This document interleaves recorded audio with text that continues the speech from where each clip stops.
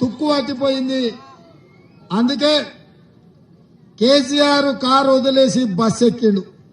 ఇక ఆయన బస్సు యాత్ర కూడా చూసిన మన సూర్యాపేట పోయిండు, మిర్యాలగూడ పోయిండు, మహబూబ్నగర్ పోయిండు, నాగర్ కర్నూలు పోయిండు, భువనగిరికి పోయిండు.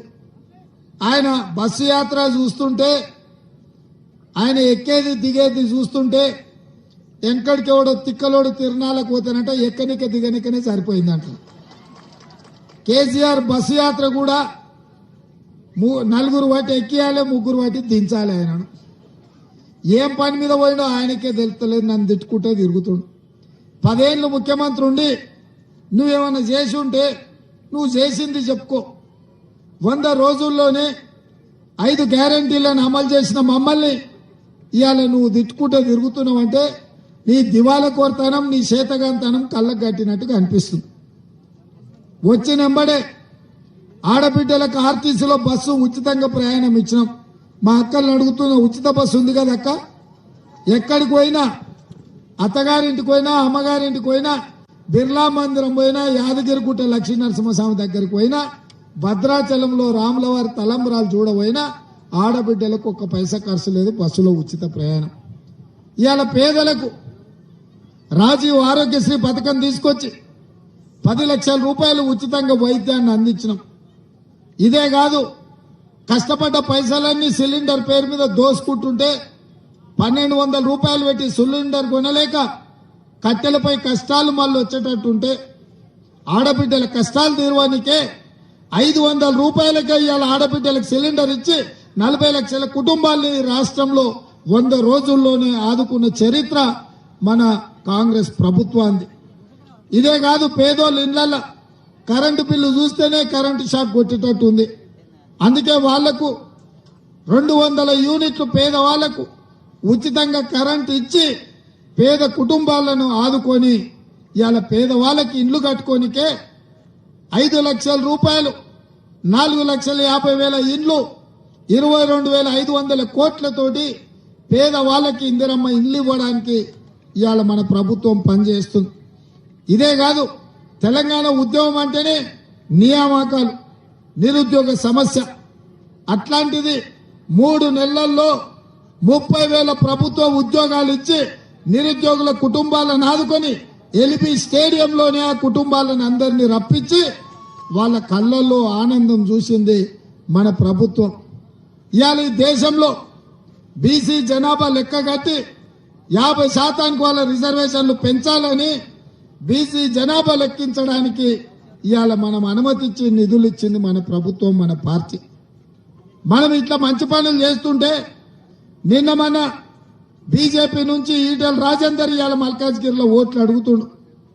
ఆయన కొత్తోడు కాదు, గత ప్రభుత్వంలో ఆయన మంత్రి, ఆర్థిక మంత్రి, ఆరోగ్య శాఖ మంత్రి, అన్ని మంత్రులు కేసీఆర్ పక్కన కూర్చున్నాడు.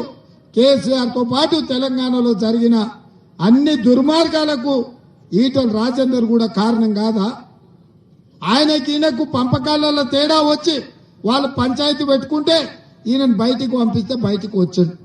బీజేపీలోకి పోయిండు, హుజూరాబాద్ లో ఎమ్మెల్యే అయ్యిండు. హుజూరాబాద్ లో మరి నరేంద్ర మోడీని అడిగి 1,000 కోట్లు తెస్తా అన్నాడు.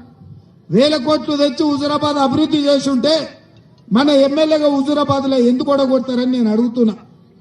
హుజూరాబాద్ లో ఉప ఎన్నికల్లో ప్రజలకు ఇచ్చిన మాట నరేంద్ర మోడీ నుంచి తెస్తున్న నిధులు లేకపోవడం వల్ల హుజూరాబాద్ లో ఎమ్మెల్యే కూడగొట్టిండ్రు. ఇవాళ మళ్ళీ మన దగ్గరకు వచ్చి ఎంపీకి నిలబడతా అంటున్నాడు. ఈ ప్రాంతంలో ఇల్లు కట్టుకున్నాడు, ఇక్కడనే ఉంటున్నాడు. ఎన్నడన్నా మన మల్కాజ్గిరి పేదల దగ్గరకు వచ్చిందా? వర్షాకాలంలో మన ఇండ్లు మునుగుతూ వచ్చిందా? మన వాళ్లకు ఆదుకోవడానికి కేంద్రం నుంచి ఏమన్నా నిధులు తెచ్చిందా? మన మూసీలో చిన్న పాప కొట్టుకపోతే నాలలో పడి కనీసం ఆ కుటుంబాన్ని పలకరించడానికి అన్న వచ్చిందా? ఏ రోజు మన కష్టాలలో రాలే. ఎన్నడైనా మీ మంచికి మీ చెడ్డకు మీరుతో గెలిచినా ఓడినా రాత్రి మగళ్ళు మీ మధ్యలో ఉన్నది మైనంపల్లి హనుమంతరావే తప్ప సొంత పైసలు కోట్ల రూపాయలు ఖర్చు పెట్టి తన నియోజకవర్గంలో అభివృద్ధి చేసిన నాయకుడు ఎవరని రాష్ట్రంలో ఉన్నారంటే మీ మల్కాజ్గిరి ప్రాంతానికి మీ మాజీ శాసనసభ్యులు మైనంపల్లి హనుమంతరావు గారు. మొన్న జరిగిన అసెంబ్లీ ఎన్నికల్లో తప్పు జరిగింది. ఈ ప్రాంతం నుంచి మైనంపల్లిని గెలిపించుంటే ఇవాళ మన మంత్రివర్గంలో మంత్రిగా ఉండి మీ ప్రాంతాన్ని అభివృద్ధి చేస్తాడు. అందుకే ఇవాళ మీకందరికి విజ్ఞప్తి చేస్తున్నా, ఈ మొత్తం పార్లమెంటు నియోజకవర్గానికి బాధ్యత పెట్టి ఇన్ఛార్జిగా పెట్టి సునీతమ్మను గెలిపించుకొస్తే ఆయననే ఈ ప్రాంతానికి మంత్రిలాగా మీ సమస్యలన్నీ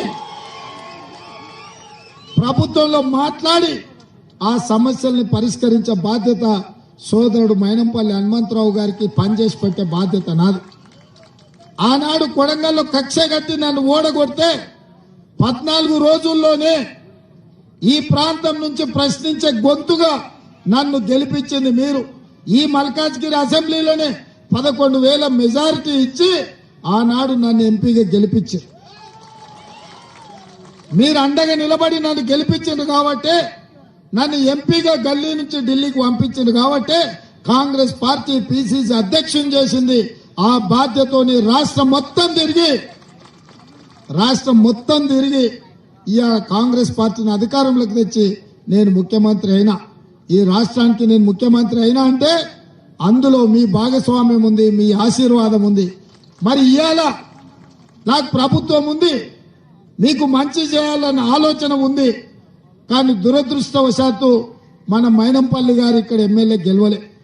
ఈసారి మీ సమస్యలు తీసుకొచ్చి మీ సమస్యల్ని పరిష్కరించడానికి సోదరిమణి సునీతా మహేందర్ రెడ్డి గారిని ఇక్కడి నుంచి మీరు గెలిపించండి. మీ ప్రాంత సమస్యలన్నింటినీ పరిష్కరించే బాధ్యత నాది. ఇక బీజేపీ బీఆర్ఎస్ వాళ్ళు ఒక్కరు వస్తే మనతోని నెగ్గలేరని ఇద్దరు కలిసి చీకట్లు ఒక్కటే అయిపోయారు. ఇద్దరు కలిసి మాట్లాడుకొని ఇవాళ బీఆర్ఎస్ వాళ్ళు బిడ్డ బెయిల్ కోసము బీజేపీని గెలిపిస్తామని ఒప్పందం చేసుకున్నారు. మొన్ననే మన మేడ్చల్ ఎమ్మెల్యే మీరు చూసిరో లగ్గంలో కలిసి రాజేందర్ అన్న నువ్వు గెలుస్తున్నావు నేను గెలిపిస్తాం పో అన్నాడు. నేను అడుగుతున్న కేటీఆర్ మీకు తెలియకుండా మేడ్చల్ ఎమ్మెల్యే మాట అంటే మీరు షోకాజ్ నోటీస్ ఎందుకు ఇవ్వలేదు, మీ పార్టీల నుంచి ఎందుకు బహిష్కరించలేదని నేను అడుగుతున్నా. మీ ఒప్పందాన్ని మేడ్చల్ ఎమ్మెల్యే బట్టబయలు చేసింది. అందుకే ఈరోజు నరేంద్ర మోడీ గారు ఉద్యోగాలు ఇస్తా అన్నాడు, పేదోళ్ల ఖాతాల 15 లక్షలు వేస్తా అన్నాడు, మన ప్రాంతాన్ని అభివృద్ధి చేస్తా అని మాట ఇచ్చిండు. కానీ బయ్యారం ఉక్కు కర్మాగారం మనం ఇస్తే రద్దు చేసింది, రైల్వే కోచ్ ఫ్యాక్టరీ ఇస్తే రద్దు చేసింది, ఐటీఐఆర్ కారిడార్ మనం ఇస్తే రద్దు చేసింది. మన ప్రాంతంలో మల్కాజ్గిరిలో ఆర్ఓపీలు ఆర్యూపీలు కట్టకపోవడం వల్ల గంటల కొద్దీ రైలు వస్తే మనం నిరీక్షించాల్సి వస్తుంది. మీకు అందరికి ఆ కష్టాలు తెలుసు కదా. 10 ఏళ్లు ప్రధానమంత్రికి ఉన్న నరేంద్ర మోడీ అనా పైసా పని చేయలే. ఇవాళ సికింద్రాబాద్ నుంచి జూబ్లీ బస్ స్టాండ్ నుంచి మెట్రో రైలు మనకు మేడ్చల్ వరకు కావాలని మా మిత్రులు అడుగుతున్నారు. మరి ఇవన్నీ జరగాలి అంటే కాంగ్రెస్ పార్టీ గెలవాలి. 10 ఏళ్లు కేసీఆర్ ను చూసిండ్రు, కేసీఆర్ చేసిన మోసానికి బండకేసి కొట్టారు. 10 ఏళ్లు మనం మోడీని కూడా చూసినాం కదా. ఇక మోడీని కూడా ఓడించే వంతు వచ్చింది. ఈసారి కాస్కో మోడీ మా మేడ్చలోళ్ళు నీ సంగతి చెప్తారు, మా మల్కాజ్గిరి వాళ్ళు ఈ ఎన్నికల్లో నిన్ను ఓడిస్తారు.